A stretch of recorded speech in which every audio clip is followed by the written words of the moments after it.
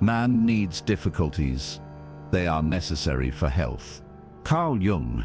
You wake up one morning and the world feels hollow. The colors are muted, the air is heavy, the silence deafening. You drag yourself through the hours, but nothing holds meaning anymore. Friends' laughter feels far away. Music you once loved is now just noise. Food has no taste. It's as if life has quietly shut off its light and left you standing in the dark. This is not laziness. This is not a weakness. This is the fracture of the soul.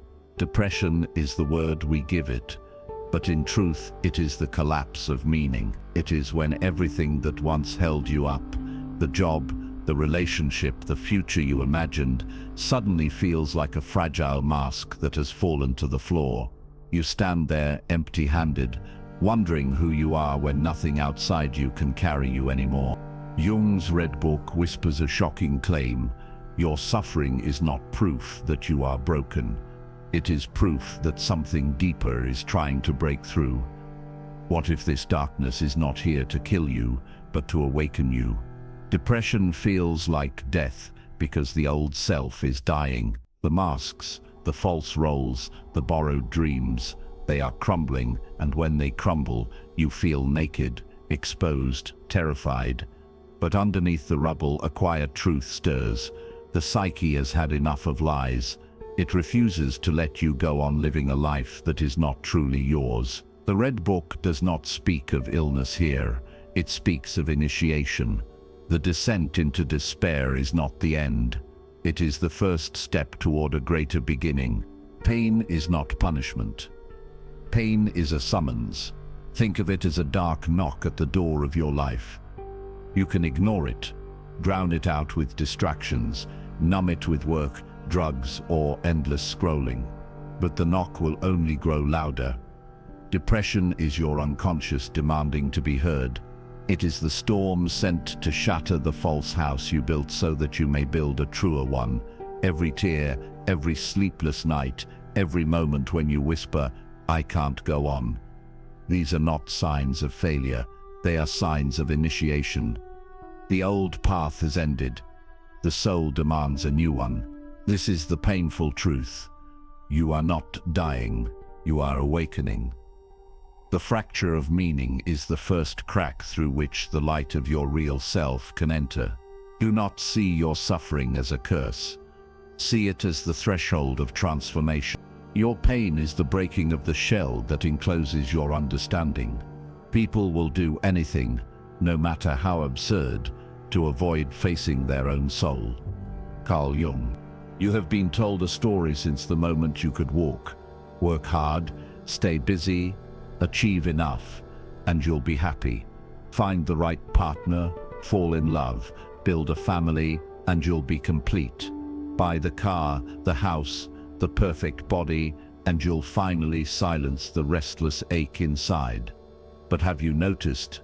The moment you grasp one prize, the hunger returns. You climb the career ladder, only to find it leaning against a wall you never wanted to scale. You fall in love, only to realize you were chasing not a soul connection, but the fantasy of being rescued. Our culture sells illusions like candy, and we eat them because they taste sweet in the moment. But they never nourish. They leave you hollow, ashamed, and still searching. Depression is often the collapse of these illusions. It arrives when the lies you were sold no longer hold together, when the mask you wore for approval becomes too heavy to bear. That is why the darkness feels so cruel. It rips away what was never real in the first place. Jung in the Red Book warns us, false comfort is the greatest enemy of the soul. It is far more dangerous than pain. Why? Because it keeps you asleep. When your heart aches but your mind whispers, "It's fine, you're fine, just keep going," you slip deeper into the dream of unreality. The antidepressant smile, the curated Instagram life, the Sunday sermon that promises you'll be fixed if you only pray harder, these are not cures. They are opiates for the soul. The psyche cannot tolerate deception forever. Depression tears through these masks, with merciless precision. It whispers, "This job does not honor you. This relationship does not see you. This faith is not your own." At first you resist. You cling tighter to the illusion, afraid of the emptiness waiting behind it. But eventually the illusion cracks, and in the rubble you see the truth. The soul does not want false peace, it wants to wake up. And here lies the bitter paradox. You can be surrounded by people and still feel like a ghost in your own life. The crowd laughs, but you feel numb. You scroll endlessly, but every image only deepens the ache. You lie beside someone you swore you loved, yet feel unseen, untouched, unknown. This is loneliness in the crowd, the most painful kind of isolation. It is the sign that you are cut off, not from others, but from yourself. Depression is that inner scream, demanding authenticity. It does not want you to drown in noise. It wants you to hear your own voice again. This is why the collapse of false love, though devastating, is necessary. It pushes you toward the only love that cannot be taken away, the love of your own soul. And it is here, in the ruins of illusion, that the shadow waits, holding the fragments of the self you abandoned long ago. The soul always knows what to do to heal itself. The challenge is to silence the mind. Until you make the unconscious conscious, it will direct your life and you will call it fate. Carl Jung. Think about how much of your life has been shaped without your awareness. The partner you chose, the career you pursued, the friends you kept, the fears you never named. Beneath all of it, the wounded child is still pulling the strings. A father's absence might drive you to seek validation in every boss you work for. A mother's criticism might echo so loudly that you choose partners who keep proving you're not enough. The child inside you still holds the steering wheel, swerving you toward roads of pain and repetition. You tell yourself these choices are freedom, but look closely. They are echoes of the past, looping endlessly. This is not freedom. This is fate disguised as free will. And when depression descends, it rips the disguise away. It forces you to see the puppet strings you never wanted to acknowledge. You realize your life has been less about choice, more about reenacting wounds you never healed. This is where the shadow appears. Jung described it as the disowned self, the parts of you you were taught to bury. Your anger, your grief, your wildness, your truth. When you were young, you learned these pieces were dangerous, unlovable, too much, so you locked them in the basement of your psyche, hoping they would stay quiet. But they didn't. They found ways to leak out in the relationships that broke, in the jobs that drained you, in the anxiety that stalked you at night. Depression is the shadow rising, dragging these exiled parts into the light. That's why it feels terrifying. The face staring back at you in the mirror doesn't look like you, yet you recognize it all the same. It's eerie, it's haunting, it's revelatory. The shadow is not here to destroy you. It is here to reunite you with everything you left behind. The rage you denied becomes your power. The grief you avoided becomes your compassion. The vulnerability you buried becomes your connection, but only if you dare to face it. And here lies the turning point. Choice or chains. If you keep running from the shadow, it will choose for you. You will repeat the same patterns over and over until your life feels like a cage you built with your own hands. Depression is the moment when the chains begin to show. You finally see that the prison is not the world, it is within. And yet, that sight is the beginning of freedom. Because once you see the shadow, you are no longer bound to it blindly. You can choose to turn toward it, to listen, to reclaim what was lost. This is the hidden gift of despair. It breaks the spell of unconscious living. Yes, the confrontation is brutal. Yes, the truths are hard to swallow. But for the first time, you stand at the threshold of real choice. To ignore the shadow is to keep living on repeat. To face it is to begin living for the first time. Your shadow is not your enemy. It is the doorway to your freedom. Who looks outside dreams. Who looks inside awakes. Carl Jung. There comes a moment when the mirror shatters. You stare at the reflection you've worn for years, the dutiful worker, the loyal partner, the strong provider, the smiling friend, and suddenly it no longer fits. The costume of identity begins to crumble. The career you built with endless hours, the reputation you carefully polished, the roles you carried like armor, none of it can silence the voice inside that whispers, "This is not who you are." Depression is the wrecking ball that smashes these false structures. You wake up one day and the ladder you've been climbing feels like it leans against a wall you never wanted to scale. The relationship you thought defined you feels hollow. The smile you forced for others becomes unbearable. It feels like a death, the death of who you thought you were. The loss is brutal because you are not just letting go of illusions. You are watching your old self vanish into dust. But this death is not an ending. It is the first strike of transformation. When the ego collapses, you are thrust into what mystics call the dark night of the soul. The abyss. You feel hollow, as if the ground beneath you is dissolved. Days blur together. Nights stretch endlessly. You no longer recognize your own thoughts, your own desires. The life you once controlled slips through your fingers like water. You feel fragmented, scattered across memories and regrets, unable to gather yourself. This descent is terrifying, and yet Jung saw it as necessary. In the Red Book, he described how the soul drags us into this underworld when the ego grows too rigid, too false. The old identity must die so that something deeper may emerge. The abyss is not punishment, it is initiation. You may feel like you are drowning, but beneath the waters, the hidden self begins to stir. It is the part of you untouched by masks, by fear, by the world's expectations. But before it rises, the ego must break. The storm must rage. The old must burn. And then comes the silence. After the chaos, after the screaming mind, there is a strange, suffocating stillness. You feel empty, like a room stripped bare. It is tragic, because everything you clung to is gone.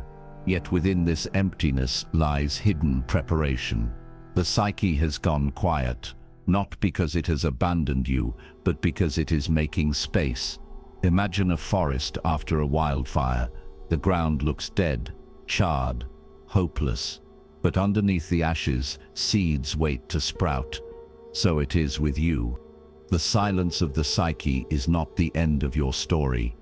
It is the clearing of the stage. Without collapse, the deeper self cannot emerge. Without silence, the true voice cannot be heard. Depression strips you of what is false, so that what is real has room to breathe. It is tragic, yes, but it is also the doorway. This is the paradox. Identity must fall apart for the self to be born. What you lose in this collapse is not your essence, but the masks that kept you from it. And while the descent feels unbearable, it is also the hidden mercy of the soul, because until everything else is torn away, you may never discover who you truly are. In the ashes of your old identity, the self waits to rise. Until you make the unconscious conscious, it will direct your life and you will call it fate. Carl Jung. You thought it was love, the way they smiled at you, the way they made you feel chosen, the way you wrapped your life around theirs. It felt like love. But depression whispers a cruel truth. What you lost was not love, but illusion. Real love is a connection of souls, a meeting of equals who see and honor one another's essence. False love is built on dependency, on the desperate need to be validated, on the fear of being alone. Fear of being alone. It feels intoxicating because it mirrors back the parts of yourself you cannot yet accept. But it is not love. It is control dressed as affection, need disguised as intimacy. Depression forces this clarity. It strips away the stories you told yourself, leaving you face to face with the raw question, was it ever love, or was it only your longing projected onto another face? This realization cuts deeper than any breakup, because beneath it lies another truth. You betrayed yourself first. You silenced your needs to keep the illusion alive. You ignored the voice within that whispered, "This isn't right." You gave away pieces of yourself, hoping they would be enough to hold the other close. Jung saw betrayal not as cruelty from others, but as the psyche's way of saving you. The collapse of illusion feels like abandonment, but in reality, it is the soul tearing you free from chains you didn't know you were wearing. That devastating emptiness, that heartbreak, is your psyche forcing you to confront how you abandoned your own essence for the sake of someone else's shadow. The betrayal, painful as it is sacred, because only in that breaking do you finally hear the voice of your true self, demanding to be seen. And then, once the illusions are burned away, you glimpse something terrifying and beautiful: freedom. The absence of illusion is not the absence of love. It is the soil where authentic love can finally grow. Love that is not about ownership, but presence. Not about being completed, but about walking alongside. Depression clears away the counterfeit so you can feel the real thing when it comes. Think of how it feels to finally take off a mask you've worn for years. The weight vanishes, the skin breathes, the air feels sharp and alive. That is the freedom of seeing clearly. You are no longer trapped in old patterns, no longer mistaking chains for connection. This freedom is sobering because it forces you to stand alone. But it is liberating because in that aloneness, you find the self waiting whole and unbroken.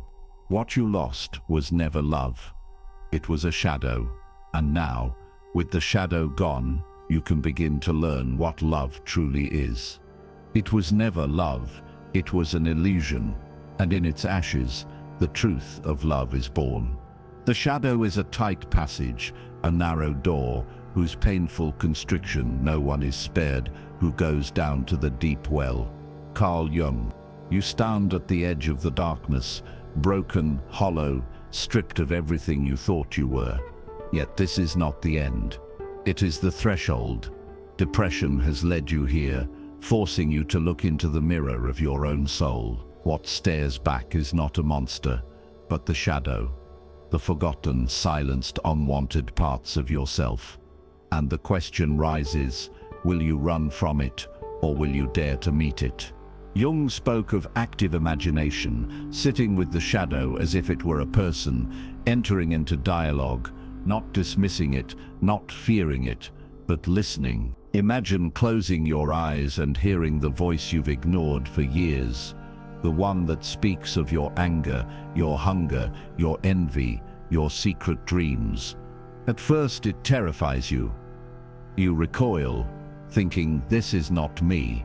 But then you realize, it is you. The shadow does not come to destroy you, but to teach you. It shows you where you've denied your truth. It reveals how much of your life has been lived as a mask. When you finally dare to converse with it, the dialogue shifts. The shadow becomes not an enemy, but a guide. It whispers, stop pretending, take back what you abandoned. And this is the moment you see depression differently. The collapse was never punishment. It was a revelation. The suffering points to what you left behind. Hidden in the shadow are your disowned strength. The creativity you once called impractical. The rage you were told was ugly. The spiritual hunger you silenced because the world called it strange. Depression cracks open the vault. Out spills the power you thought you never had. That's why the confrontation feels so fierce. You are not only facing your darkness, you are reclaiming your light. Every part you meet, every fragment you welcome back, fuels the fire of your wholeness. The shadow is not here to cage you. It is here to hand you back the keys. This is where individuation begins. The old identity has died, and now you step into the long road of becoming who you truly are. Jung called individuation the process of making the unconscious conscious, of uniting opposites, of becoming whole. Depression was the initiation rite, the breaking of illusions. Now the work is to weave yourself together. Light and dark, strength and weakness, beauty and wound. You are no longer split. You are no longer at war with yourself. Individuation is not about perfection. It is about wholeness. It is about becoming the one who can hold the storm and the sunlight in the same hands. And so the meaning of depression changes forever. What once felt like failure becomes the sacred initiation. What once looked like collapse becomes awakening. This is not the end of your story. It is the beginning. You walked into the night and discovered not emptiness, but a deeper self calling you to rise. From the shadow I reclaim my strength. From the wound I awakened my wholeness. I am no longer broken. I am becoming whole. Out of chaos, stars are born. Out of suffering, souls awaken. You have walked through fire. You have faced the shadows that once terrified you. You have watched the old identity crumble and dissolve into silence. And now, something begins to rise from the ashes. Not the fragile self you once clung to, not the mask you wore to survive, but a truer, steadier being. This is the new self, raw, scarred, but radiant in its honesty. Depression stripped you bare, but it also cleared the ground for rebirth. What emerges is not weakness, but strength forged in the furnace of despair. The world still spins with noise, demands, and illusions. Chaos has not disappeared, but something in you has shifted. You understand now that peace is not delivered by circumstances, not handed to you by relationships, careers, or possessions. Peace is chosen. It begins when you stop running from yourself. When you embrace the shadow instead of fearing it, you choose order over chaos. You no longer waste your life wrestling with masks. You carry silence within, like a calm lake untouched by the storms above. The world may rage, but inside, you hold the power to breathe, to anchor, to choose. And this is the final gift of Jung's Red Book. The realization that what you called depression was never your destruction. It was your initiation into depth, into truth, into the spiritual life you were born to live. The darkness was not an enemy. It was a teacher. It led you to wholeness, to individuation, to the sacred possibility of peace. What you once feared as an ending is revealed as a beginning.